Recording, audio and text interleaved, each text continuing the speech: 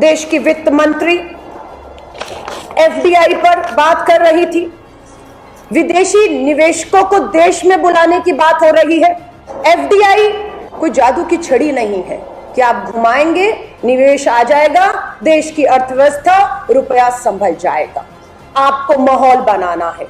सच्चाई यह है कि आज जो एफडीआई है उसका बाहर के निवेशकों के लिए मतलब हो गया है, एफ मतलब फियर, डर, डी मतलब डिसेप्शन, धोखा, आई का मतलब इंटिमिडेशन, धमकी। आपके लिए एफडीआई फॉरेन डायरेक्ट इन्वेस्टमेंट है, पर जो इन्वेस्टर है उसके लिए ये डर और ये जो माहौल है उसे रोक रहा है। यही नहीं, मैं नहीं कह रही हूं, अभी हाल ही की हेनले ग्लोबल सिटीजन रिपोर्ट आई है 2022 की।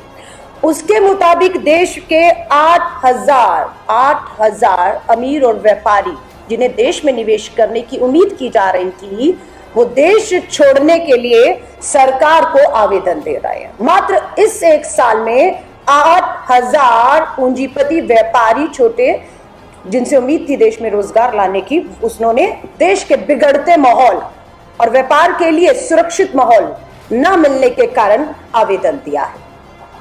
देश के मुद्दों पर सरकार को बात करनी है, लेकिन सरकार को या देश के प्रधानमंत्री जी से खास से कहूंगी, देश के गृह मंत्री जी से कहूंगी, जब अग्निपथ योजना की घोषणा के बाद देश जल रहा था, युवा सड़क पर थे। उम्मीद की जा रही थी कि देश के प्रधानमंत्री जी युवाओं से शांति की अपील करेंगे, उन्हें विश्वास दिलाएंगे कि हम चर्चा करेंगे। लेकिन दुख, चिंता की बात है कि प्रधानमंत्री जी ने आंखें बंद कर मौन धारण करने को चुना। वहीं कांग्रेस की अध्यक्षा श्रीमती सोनिया गांधी जी जब अस्पताल में थी, अपनी जिम्मेदारी को समझा, युवाओं के नाम एक खुला पत्र लिखा। उस पत्र में उन्होंने युवाओं से शांति की अपील की।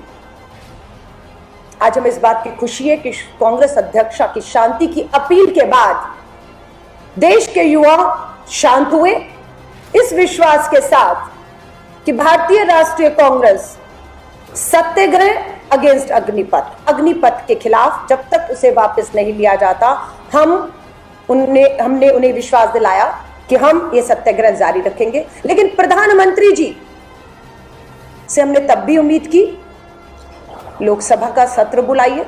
हमारे नेता केसी वेणुगोपाल जी ने पत्र लिखा कि पार्लियामेंट, संसद की स्थायी समिति जो डिफेंस के, रक्षा के मामलों की, उसकी मीटिंग बुलाई जाए। लेकिन दुख और चिंता की बात है कि लोकतांत्रिक तरीकों का इस्तेमाल सरकार नहीं करते हुए वो मीटिंगें नहीं बुलाई गई।